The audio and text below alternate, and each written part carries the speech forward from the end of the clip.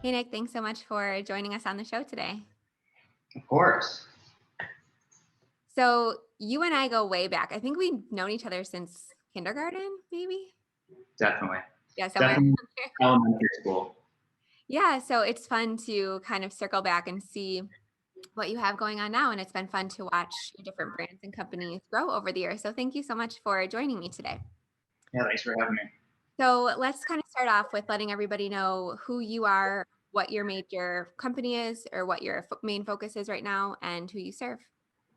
All right, so my name's Nic Stella. Like you said, primarily my newest company is RYSE Supplements. We are in 30 different countries, about 1,000 stores domestically, and we serve everyone with a need with dietary nutrition. So that goes from anyone that's looking for pre-workout, multivitamins. We have a wide range of like sports athletes. We've had people like Conor McGregor before, all the way to your house mom or dad that's just taking protein to kind of get in better shape. And especially through Corona, we've had, which we can touch on later, we've had a huge influx in your everyday people coming in to try our protein products.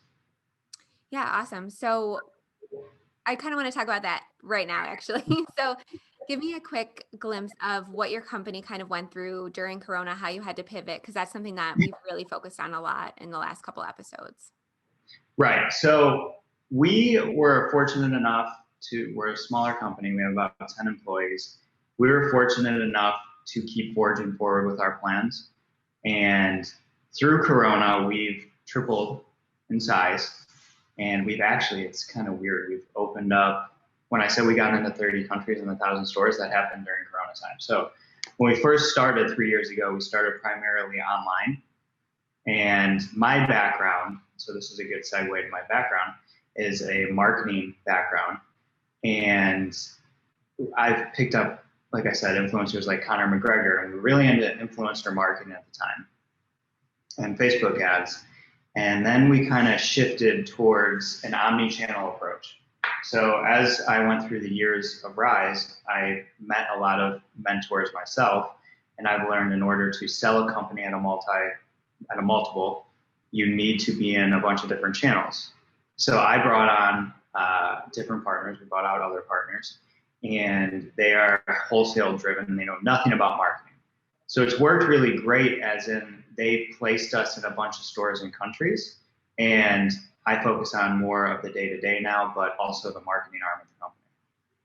So in short, we've grown like crazy. And why, I get asked why all the time. I think America wants to be healthy now because, current reports are showing the healthier you are, the better you can fight this virus. And so vitamins, we have a multivitamin is up 1,000% for us. And protein, I think because the gyms were closed, people wanted to supplement their protein to try to eliminate losing muscle throughout the time. So our protein sales went way up too. Awesome. So I know you mentioned affiliate marketing and Facebook ads. Is there anything else that you guys kind of focus on in terms of marketing tactics that's worked really well, or even something that hasn't worked very well? So we have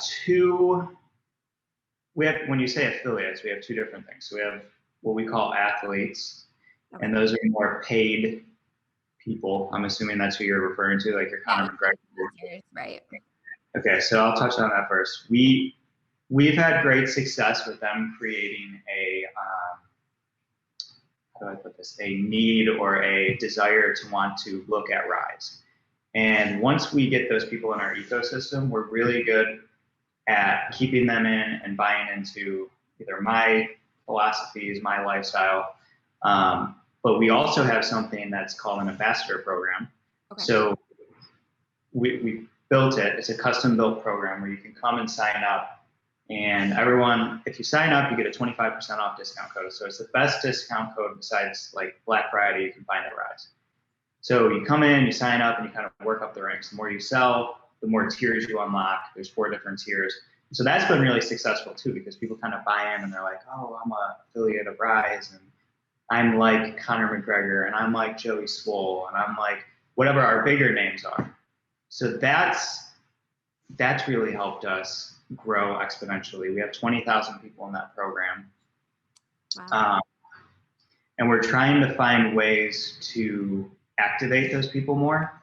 Okay. Because, you know, if you get 20,000 emails, that's not 20,000 buyers, right? So we might have 10% of those people buy on a monthly basis.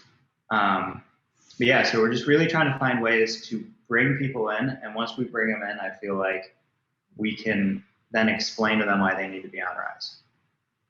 Awesome. Okay. So you're really using those influencers to kind of get new people, get new eyes on your products. And then I really use them to create, I call it hype.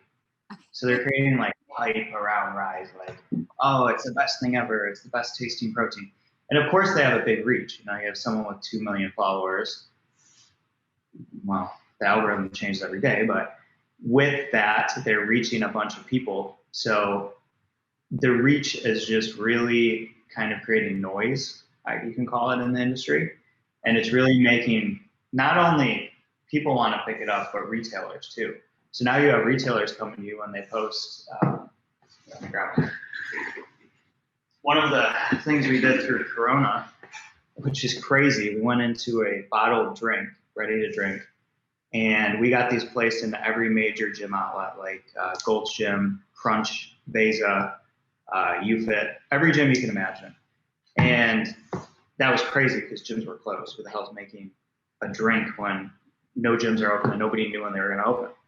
right. So with me, though, I had the ability to say, okay, there's 1,000 case minimum. I know I can sell 1,000 cases online. Let's go ahead and still do it. So we created this drink, and now I can have Joey or Greg or whoever it is go on and say, oh, this is the best thing ever for a ready to drink. Go in your local GNC or Gold's Gym and go pick it up. So now these stores are incentivized to pick it up because we're creating traffic for their gym to get more people to sign up, and it's free advertising for them. Yeah, So absolutely. I use them in a lot of ways. Yeah, that's an interesting story about that. So I know you mentioned GNC, kind of taking it back to when you were first getting started. How did you come up with this idea? How did you get started? And do you have any advice for someone kind of more on the starting level? Because I know you're a couple years into this. Do you have any advice based on how you got started and maybe what made a difference that made you successful? So let me start with why I started RYSE. And you would know better than anyone, I was a collegiate wrestler, and I loved supplements in the off season, but I would lose weight during season. So you kind of like lose so much weight during season, if you remember, to make a weight class to wrestle. And then on the off season, you'd want to get as big as you can. So we would supplement a lot. So I really just kind of had a passion for supplements, and I really just started to love them. And that's why I really got into dietary supplements. And then, what was your other question? You're basically asking Yeah, like why. how did you, so that's why you got started, but kind of the how, like what was your first move? Did you start with a product? Did you reach out to like a manufacturer? Like I'm so So far removed that from would the be a product good time business, to so I'm talk about. curious. This would be a good time to talk about my last company. So I started another company before this, and it was in fitness. That goes back to my passion for fitness. It was fitness accessories, and that was kind of like your dropship method. You'll see if there's a lot of marketers on here that watch this. Like, you kind of create a niche product, you put it online, you sell it, and it's really easy. So we created our own section of, I don't know if you remember, but these little dumbbell bracelets. And it's funny because they're all over now. Like, we created that. And we did about $4 million in 2 years, and then I ended up selling it just because, just like with any other drop ship or niche thing, you hit a plateau. And that was my first company, so I didn't know much about trademarks and all this other stuff. And we named it Fit Life. So Fit Life was guardrail with supplements and clothing. We couldn't put the name on it. So I was like, all right, I'm going to sell this for a pretty cheaper price than what it's worth. And I'm going to go and I'm going to start a dietary supplement company because I think I have my feet wet enough to get into supplements.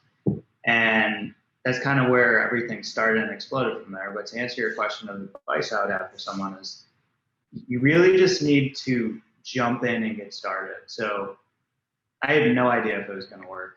And I kind of took my abilities and started, but I started slow.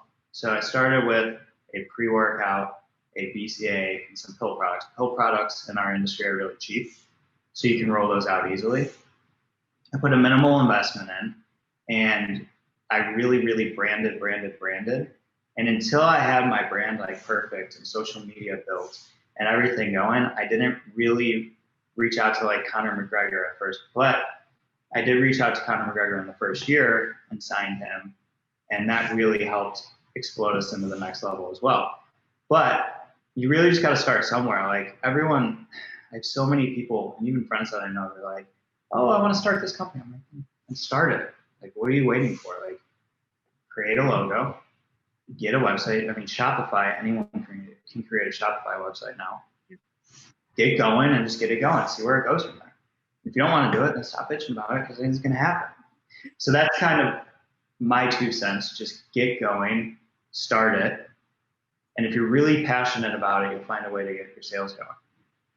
Yeah, and I love that you mentioned about establishing your brand and everything first and kind of rolling that out all together, making sure it was all cohesive, because I think that's what a lot of people miss in the beginning. People are kind of like not really sure where they fit into the marketplace, but you definitely, I saw from the beginning, create like a very specific brand message and mission. So just curious, do you have any tips for working with influencers, or do you have any advice on how to get started with your first couple? Because I know reaching out to Conor McGregor, you said it really casually, but I'm sure to a lot of people who own companies, it's probably really intimidating. Did you formulate like a specific pitch for him, or do you have any quick tips? So it is. It was pretty intimidating because I had to speak with his managing system, and I went and met him and stuff like that. And it was in person. He was a lot cooler than he is his persona on camera, but it's still intimidating. But really, I met him through different influencers, right? So I start small, like don't overextend. Conor McGregor, if I told you the dollar amount, which I can't disclose, but it's outrageous. So I didn't start with Conor. I started with like little smaller micro influencers that have 100,000 followers. And then I worked up to Joey, who has 2 million, and just keep working your way up there. It's easier to get someone with 100,000 followers, but people do put their name on these products. So the advice is make sure you're passionate about the product. Make sure you're like living it and really feel good. Like give them a good feel when you're pitching it to them. Because if they think it's just some side thing where they're not really going to be there for the long haul, and why would they put their name on it? Right. That's my biggest advice. Like, don't just go in there and be like, "Oh, I got this cool pre-workout. Do you want to promote it?" And they go to a website with nothing done, broken links. Like, make sure you got, that goes back to make sure you got everything done right before you start growing the brand. I see so many times like all these people talk about these dropship programs or these brands that are killing it, which I don't even know what that is considered in this industry. If you go on like those Facebook boards and you look at the website and you're like, how do you like, it's like a generic Shopify website with like 3 products on it and everything's broken. So my advice is, I'm a big brand guy. Brand. Have that brand to people when you pitch it to them. Have that enthusiasm. Have banners behind you. RYSE t-shirt on. Make sure they feel part of the community and make sure they feel like they want to promote the product. Yeah, absolutely. And that's a great point. When people talk about drop shipping, it is very low barrier to entry. But I only there's going to be a lot of people that probably drop ship listening to this. There's nothing against it. I'm just in a different path. Like I want to build a business for $100 million and sell it versus I've been there. Like I said, my first business was kind of a drop ship product I ordered from China and imported over. But so just a disclaimer, I don't have anything against it. Yeah, but I like how you said that, because a lot of people are selling the exact same dropship products, creating that brand is going to really set those people apart. And that's what honestly 99% of drop shippers skip.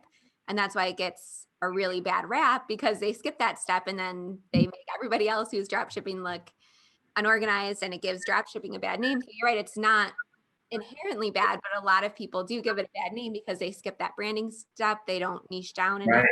they just pick a bunch of random products and try to just, put them on a Shopify site and throw it out there without any thought to their mission or their brand or the people that they want to serve, or, why they even started their business in the first place. They just want to make money. Whereas, you guys. Go back to the niche too. Like, pick a niche. Don't just have like, I've seen some programs out there that are like, oh, I'm going to teach you how to sell Alibaba, like how to import. There's even an app, I think, out there where you can bring in products from Alibaba and it goes directly in there and ships it for you. Like, have a specific like type of niche. Like if you're in fitness, put a bunch of fitness products on there. Name it Michelle's Fitness or Yoga Company. Like, do that. Like, have a specific thing where you can have products on there and you can build a brand around it. Instead of like a yoga mat, a necklace, a wine glass. Like, what the hell is that?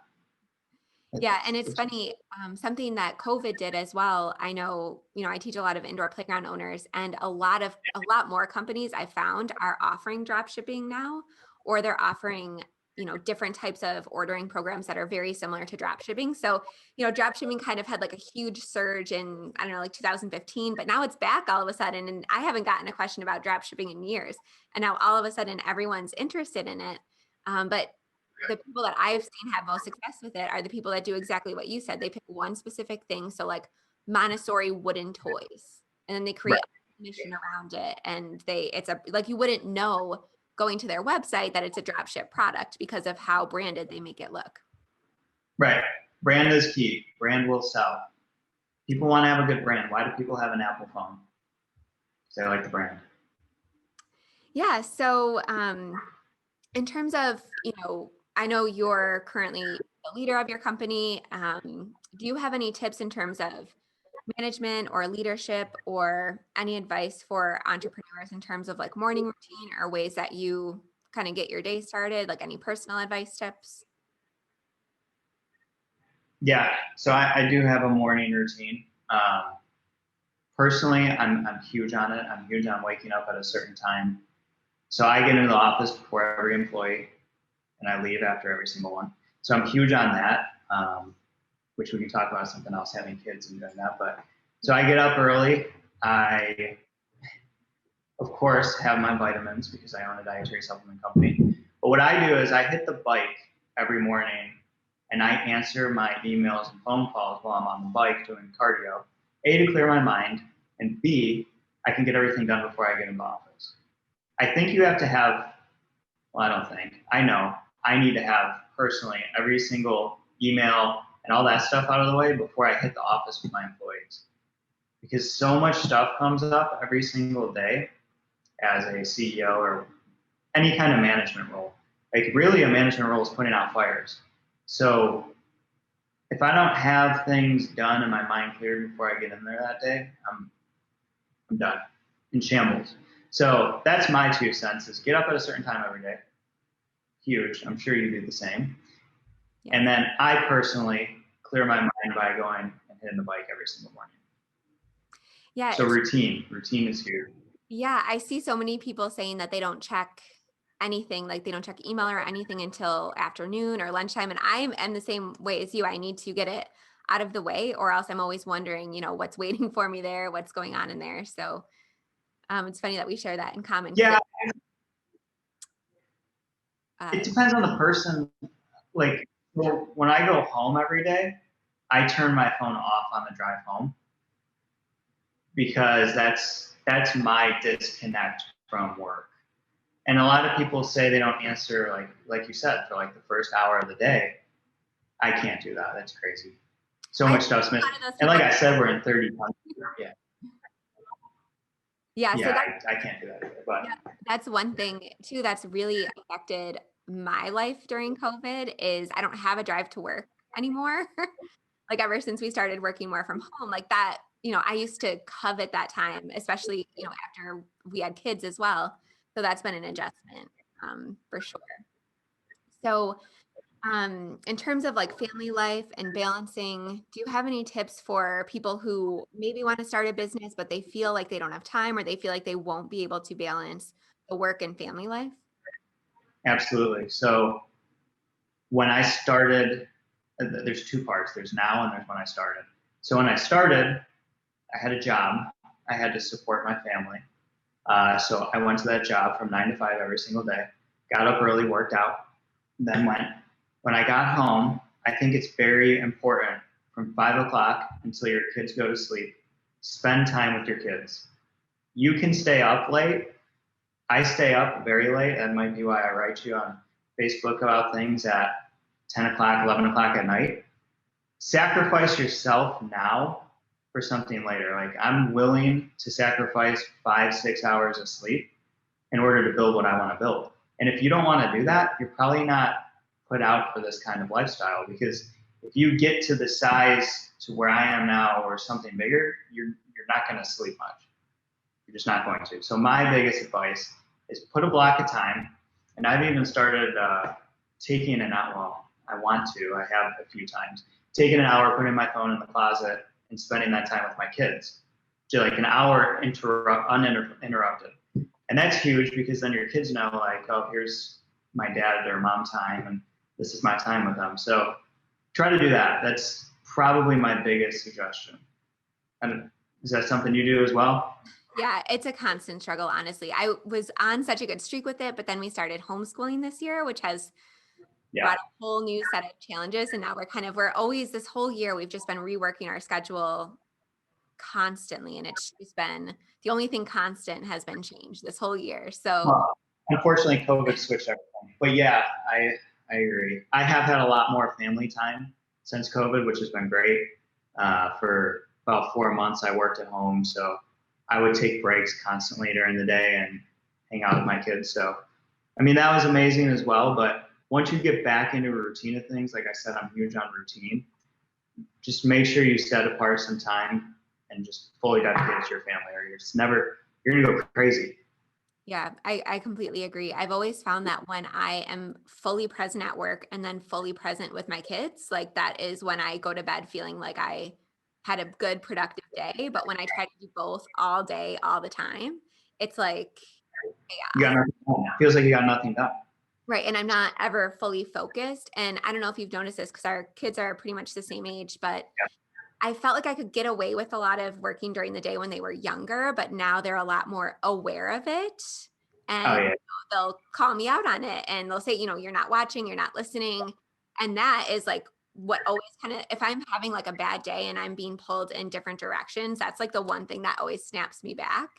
Is my Yeah. 5-year-old is always so quick to be like, mommy, we're supposed to be doing this right now. We're supposed to be doing this. So I guess same advice as you had is I would try to set a routine before that happens.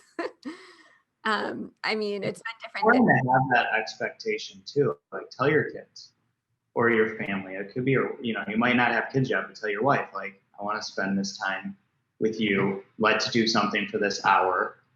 And that it's just important to set those expectations and have a routine. Yeah. And communication with family. That's the number one thing that my husband and I always are working on is, if we have something big, important, like big to do, and we have to, like, the schedule is different that week, or if there's a big launch coming up, ask for help, communicate, like, yes, I'm going to have to spend 4 hours away doing this. Like, I have interviews all day today, but we planned it well in advance. That's why we have calendars. But when things like pop up, that's when our lives start to get like chaotic. And that's when our kids start to act out, because they're not in their routine. Like, they don't know what's happening. So I love that you said, set expectations, not only with your spouse, but also with your kids. Like, this is what we're doing today. This is what we're doing tomorrow. Like, yes, I have to work at this time, but I'm going to dedicate this entire block of time to this family activity. And that kind of look forward to it. And it separates that like work and family time. And then when you do that, if things pop up that are dressed, like if you need to do something and you got to get away from your family time, your significant other will appreciate that, because it's not an everyday thing. It's not like you're going home and you're sporadic and you're on your phone and you're this and that. So if you have that routine and expectation, when things pop up, they're more accepting of it. Mm-hmm. Yeah. So, something that I really wanted to ask, because you have grown, and we're kind of transitioning back to like work, but Okay. as you guys have grown from kind of like the drop shipping company and then selling that, and then more, I know you guys moved into like a bigger warehouse. as you've grown so rapidly, I mean, it probably doesn't feel rapid to you because you've kind of been in the trenches for so many years, but has there anything that you've struggled with, like your website or scaling your marketing strategy? Has there been any like bottlenecks that you've had to resolve? Because I know a lot of people that listen to this podcast, they're kind of where you were a couple of years ago, and they're struggling to get to that like next step. So do you have any advice on how to, anything that you've had to overcome, or kind of talk people through any obstacles they might face? So everything, like everything, every day is almost a different thing, right? And just because I went from a $1 to a $10 million, it's all the same. Like there's the same problems. You're always going to have scaling issues with inventory. So for us, we have 8-week lead times on products. So we have to have a very good supply chain. Mm-hmm. But as you grow, you don't know your supply chain because you want to double your sales. But if you double your sales, you're selling 4 weeks of your inventory that you have planned for 4 weeks ahead of time. So you run out of stock, right? So yeah, I mean, everything's an issue, and finding out like marketing's changed. I'll hone in on marketing because it's mostly a marketing podcast, and marketing changes all the time. And it's people that can't adapt to that is who gets like left in the dust. So we used to do, the regular, you've probably even seen like the change because you follow what I do, but you've probably seen the shift of like the normal hype ads to now it's more like, hey, go take our quiz. Mm-hmm. So we get people to go take a quiz and click through because, psychology shows the more they click through, when they get to the product that's recommended for them, even though it's RYSE, they're going to click and take an action. So it's just constantly adapting to those kind of things and picking up my phone and doing my own videos and doing unique deals. Like, did you see my birthday deal? That was one of our best sales we've done, So what was that deal? So I just turned 31, so I did 31% off site wide for 24 hours. Oh, nice. Okay, I did see that. That was the more kind of like in the moment video that you did. Yeah. So like adapting is the biggest thing I've had to overcome. Like where things would work and then all of a sudden they just stop working the next day. And you're like, what happened? Like I was doing so good. And you got to overcome that. You got to adapt and you got to come up with new marketing strategies. And I always say marketing is like, there's no secret to Facebook marketing. There's no like, sure, you got to know the techniques to scale ads and stuff, right? But once you know that, it's what content you put in front of people is what it is. Like there really is no crazy secret to this person's better than this person. It's the funnels you set up, where they land, and what content catches their attention to get a good click through it. Yeah, I'm so glad you said that. That it's all about the sales funnel you have in place, because a lot of people that come to us for Facebook ads, they think that Facebook ads are going to be some like magic pill in their business. And, they're just going to say, I have this product, I want to sell it with Facebook ads. And we're like, well, that's not really how it works. Like, do you have an opt-in? Do you have an email marketing strategy? Do you have a follow-up strategy? Do you have a sales team? Do you, and a lot of people will just throw up a Facebook ad and they're like, all right, like I'm ready to become a millionaire now. So I'm so glad you said it's more about just the ad. It's about your landing page.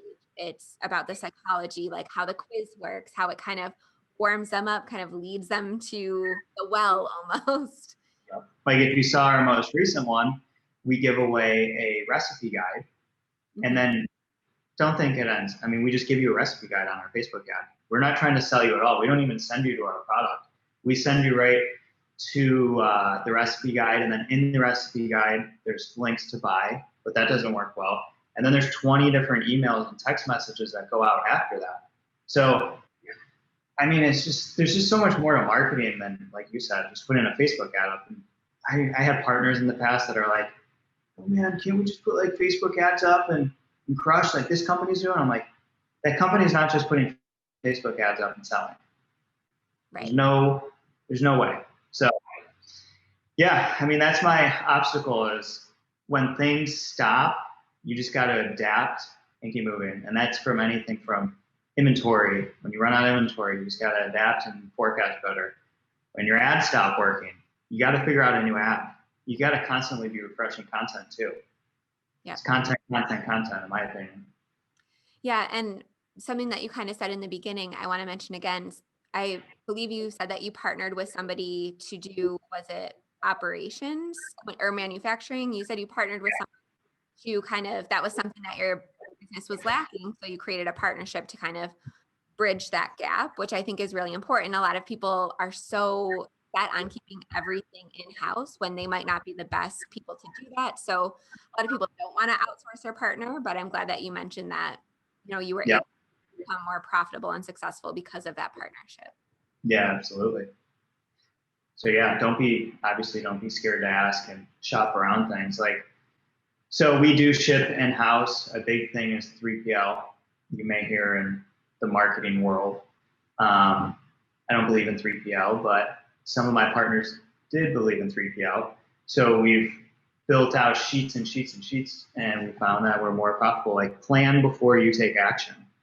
Don't just be like, oh, I hear this guy's doing 3PL and it's working for him.